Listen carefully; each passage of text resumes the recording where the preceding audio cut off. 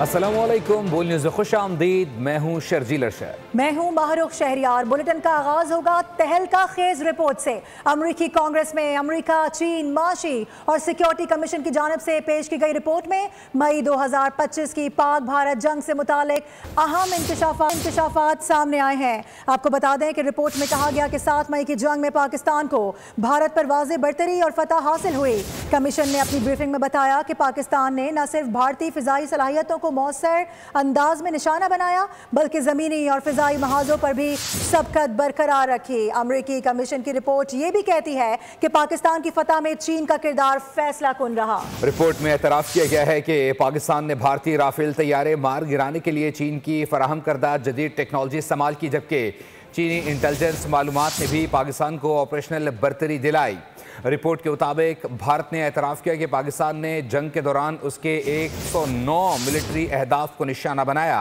अमरीकी कांग्रेस में पेश की गई इस रिपोर्ट ने खित्ते की इस जंग में चीन के किरदार और पाक भारत अस्करी तवाज़ुन पर नई बहस छेड़ दी है। इस मामले पर मेजर रिटायर्ड मीसम रजा कहते हैं कि पूरी दुनिया एतराफ़ कर रही है कि मई जंग में पाकिस्तान ने भारत को नाको चने चबवा दिए हैं। गुजरात के कस्साब नरेंद्र मोदी को मुंह छुपाने की जगह नहीं मिल रही। इसी शख्स की पॉलिसीज़ ने भारत को दुनिया भर में तनहा कर दिया है। बोल से बातचीत करते हुए उन्होंने कहा कि अमरीकी रिपोर्ट पाकिस्तानी मीडिया के प्रोफेशनलिज्म का भी मुंह बोलता सबूत है, जिसने जंग के दौरान बिल्कुल सही रिपोर्टिंग की। फिर इस चीज की तस्दीक हुई है जो पाकिस्तान का डे वन से एक मौक़िफ़ रहा है कि पाकिस्तान ने जिस तरह जवानमर्दी के साथ इस जंग में अपने से 10 गुना बड़े दुश्मन को नाकों चने चबवाए और उसकी ऐसी तौबा करवाई, और उस पूरे बयानिए का जो 30 साल में उस चाय वाले ने, गुजराती बुचर ने बिल्ड किया था पाकिस्तान को आइसोलेट करने के लिए, पाकिस्तान को कमजोर करने के लिए, पाकिस्तान को नातवा करने के लिए, मगर इन 4 दिनों की जंग में जिस तरह जो नतायज जो निकले और जिस तरह अपने से 10 गुना बड़े दुश्मन को चारों शाने चित मारा, और उसके बाद न सिर्फ दिफाई मुहाज पे चित मारा बल्कि सफारती तौर पे भी उनको कंप्लीटली आइसोलेट कर दिया, और इस तरह का आइसोलेट किया है कि आज तक उस आइसोलेशन से वो निकल नहीं पा रहा। अपनी कौम के सामने जो खुद वो चाय वाला गुजराती बुचर जो है इस कदर शर्मिंदा हो गया है कि अब बिहार के इलेक्शन में कोई आरएसएस का जलसा करने के लिए तैयार नहीं हो रहा। तो इसी चीज का इरादा इस रिपोर्ट में, कांग्रेस की रिपोर्ट ने जो किया है, और इसमें आप उस रिपोर्ट का पूरा अगर मतन पढ़ें तो उसने जो तारीफ जो है वो जहां उसने चाइनीज वेपन सप्लाई की और चाइनीज जो मिसाइल सिस्टम की है, वहां उसने पाकिस्तान की जो उसकी डिप्लॉयमेंट है उसको भी बहुत अप्रिशिएट किया है। फिर उसने उस रिपोर्ट में उन्होंने जो फ्रेंच की कंपनी है जिसके राफेल तैयारे हैं उसमें भी उनकी स्टेटमेंट डाली है कि उन्होंने खुद कन्फेस किया कि हाँ, हमें भारत के अंदर जहाज गिरने की तो कंफर्म रिपोर्ट्स हैं, लेकिन ये जरूरी नहीं कि सारे वो राफेल हैं।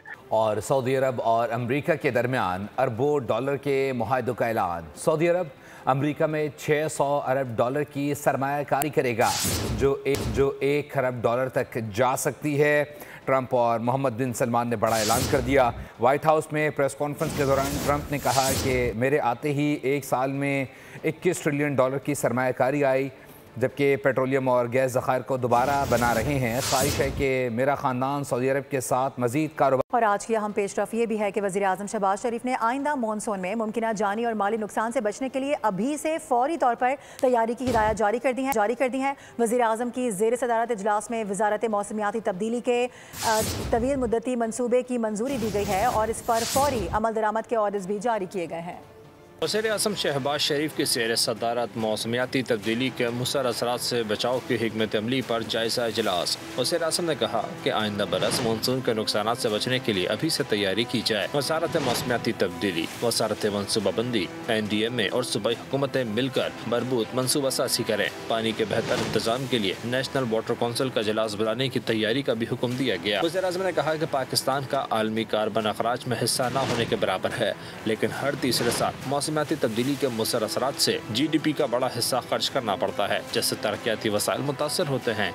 इजलास के शुरका को आइंदा साल मानसून के हवाले से अशारियों के आलमी तखमीनों और कलील वस्त और तवील मुद्दती मनसूबों पर ब्रीफिंग दी गई। वज़ीर आज़म ने कलील मुद्दती मनसूबे की मंजूरी देते हुए फौरी अमल दरामद शुरू करने की हिदायत कर दी। वज़ीर आज़म ने सैलाब से बचाव के लिए 5 साल की हिफाजती स्ट्रेटजीज़ की मंजूरी दे दी है। पहले फेज़ में हिफाजती बंदों और निकासी का सिस्टम ठीक करने का कहा गया है।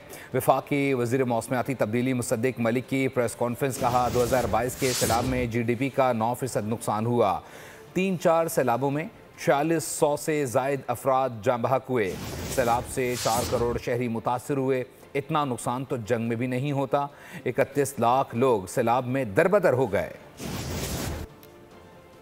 के अंदर एक रेजिलिएंट इंफ्रास्ट्रक्चर बनाने की स्ट्रैटेजी, तो वो तरीकाकार जो है वो आज वजीर आजम साहब के सामने रखा गया और उन्होंने अप्रूव कर दिया।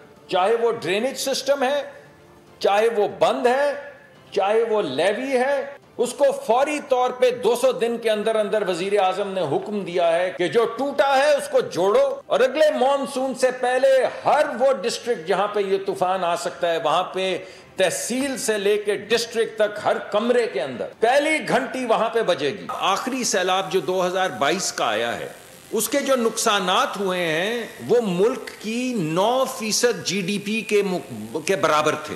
4600 4570 लोग मर चुके हैं, अल्लाह को प्यारे हो चुके हैं पिछले 3 से 4 सैलाबों में। अरे भाई इतने लोग तो जंगों में नहीं मरते। 4 करोड़ लोग इन 4 सैलाबों में दरबदर हो चुके। अगर अदालतें पार्लियामेंट के मातहत हैं तो इसमें कोई बुरी बात नहीं है। आईनी अदालत का मिसाक जमहूरियत में भी जिक्र था। 27वीं तरमीम के बाद मुकदमा जल्द निपटाने में मदद मिलेगी। वज़ीर इत्तलात सिंध शर्जील इनाम मेमन की प्रेस कॉन्फ्रेंस। कहा अगले हफ्ते डबल डेकर और EV बसें भी पहुंच रही हैं। ऑरेंज लाइन BRT में भी पिंक बसें शुरू करेंगे। वज़ीर आज़म और खैबर पख्तूनख्वा और पंजाब के वज़ीर आला से दरख्वास्त है कि पिंक बसें चलाएं। 22वीं में विन विन सिचुएशन है पूरे पाकिस्तान की, क्योंकि हर सूबे को पहली मर्तबा आईनी अदालतों में यकसानियत मिली है। और मैं समझता हूँ कि जिसका चार्टर ऑफ डेमोक्रेसी में जिक्र था, जो कि शहीद मोहतरमा बेनज़ीर भुट्टो साहिबा और मियाँ नवाज शरीफ साहब के दरमियान चार्टर ऑफ डेमोक्रेसी लंदन में साइन हुई थी, उसकी तकमील हुई है। तो 27वीं आईनी तरमीम जो है वो एक बेहतर कदम है। उस पर तनकीद करना मैं समझता हूँ मुनासिब नहीं है। आइन में ये सारी चीज़ें मौजूद हैं कि हर अदालत ने पार्लियामेंट के मातहत होना है। अगर पार्लियामेंट के मातहत अदालतें हैं तो उसमें बुरी बात नहीं है। डबल डेकर का रूट जो है वो शारा फैसल पे चलेंगी। हम शुरू में पायलट प्रोजेक्ट्स में चंद बसें लेके आ रहे हैं और हम इसके जब देखेंगे कि ये वायबिलिटी है तो फिर मजीद ट्रांच जो डबल डेकर बसेस की जो है वो यहाँ पे लाई जाएगी। अभी खबर यह है कि आज़ाद जम्मू कश्मीर में 20 रुकनी नई काबीना ने हलफ उठा लिया है। हलफ बर्दारी की तकरीब ऐवान सदर मुजफ्फराबाद में मुनक्किद की गई। स्पीकर कानून साज असेंबली चौधरी लतीफ़ अकबर ने काबीना से हलफ लिया। हलफ उठाने वालों में 18 वज़रा और 2 मुशीरान शामिल हैं। वज़ीर आज़म आज़ाद कश्मीर फैसल मुमताज़ राठौर, साबिक़ वज़राए आज़म सरदार तनवीर इलियास, सरदार याकूब और मेंबरान असेंबली भी तकरीब में शरीक हुए।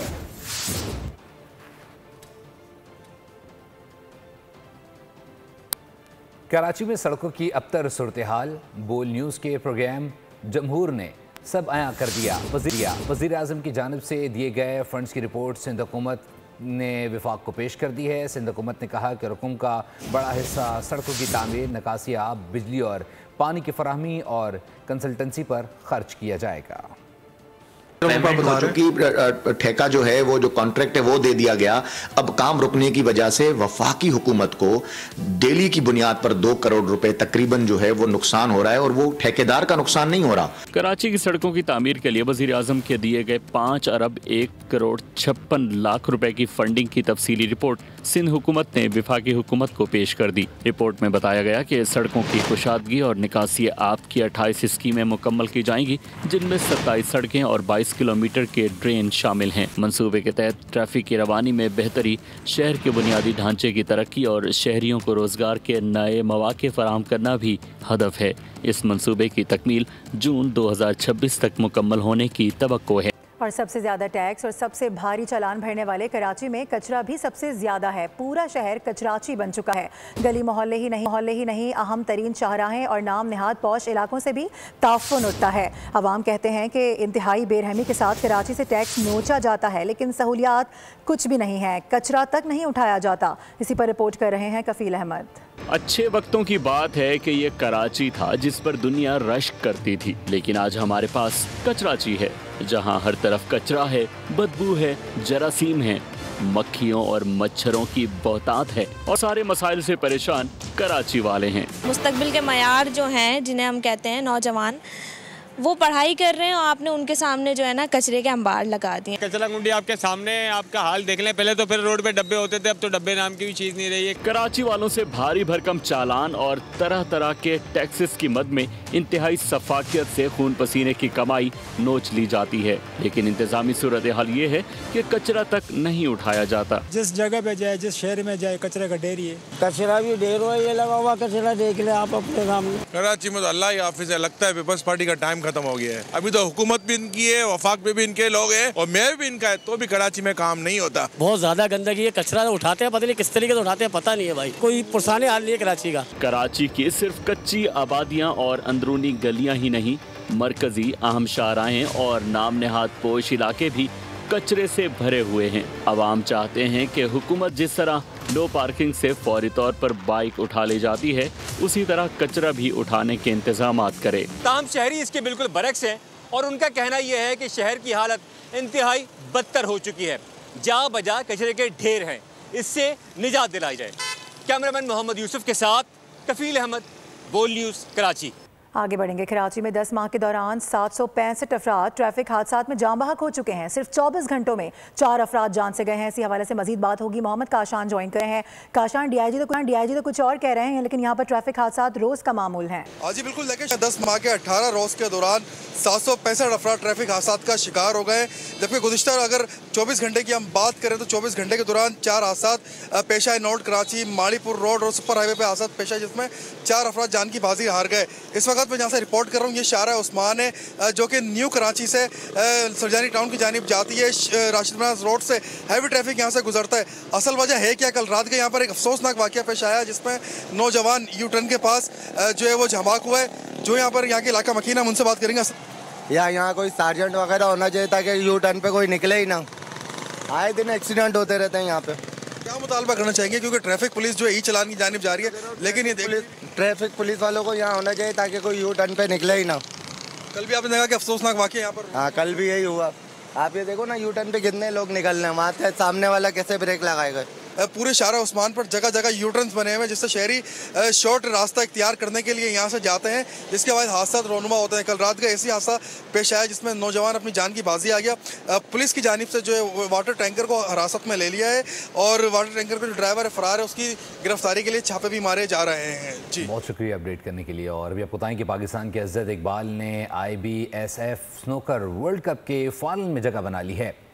ओमान के शहर मस्कत में जारी इवेंट के सेमीफाइनल में अज़द ने फ्रांस के निकोलस को बेस्ट ऑफ 9 फ्रेम के मैच में 5-2 से शिकस्त दी। अज़द इकबाल ने सेमीफाइनल में 61 का ब्रेक भी खेला, जबकि आज खेले जाने वाले फाइनल में अज़द इकबाल का मुकाबला इंग्लैंड के हॉर्वे चैंडलर से होगा।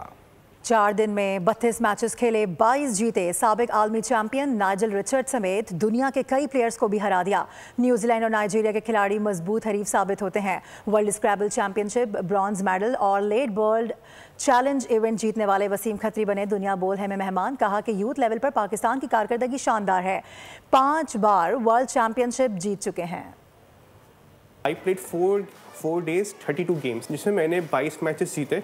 डिफरेंट ममालिक के हर राउंड में डिफरेंट मुल्क का कोई प्लेयर होता था। World champion Nigel Richard from New Zealand, इसको मैंने हराया था। Nigeria obviously they have a very good players, and from New Zealand हमारी यूथ जो टीम है, हम हर साल पाकिस्तान रिप्रेजेंट करते हैं और हम उसके बाकायदा 5 बार वर्ल्ड यूथ चैंपियन हैं। स्क्रैबल में we are far ahead from India. ये हर इवेंट में ऐसा होता है कि हम बहुत मुश्किल से हमें sponsorship, we don't get any support from anywhere. You can not imagine कि जो हमने ट्रिप किया है, हम 5 लोग थे, तो we completely paid our own expenses. हमने टिकट से लेके अकोमोडेशन, होटल, हमने सब अपना खर्च करके गए थे। न्यूज़ स्टूडियो से फिल वक्त के लिए इतना ही। विजिट कीजिए boldnews.com और देखते रहिए बोल्ड। सब्सक्राइब करें और बेल दबाएं ताकि कोई खबर रह न जाए।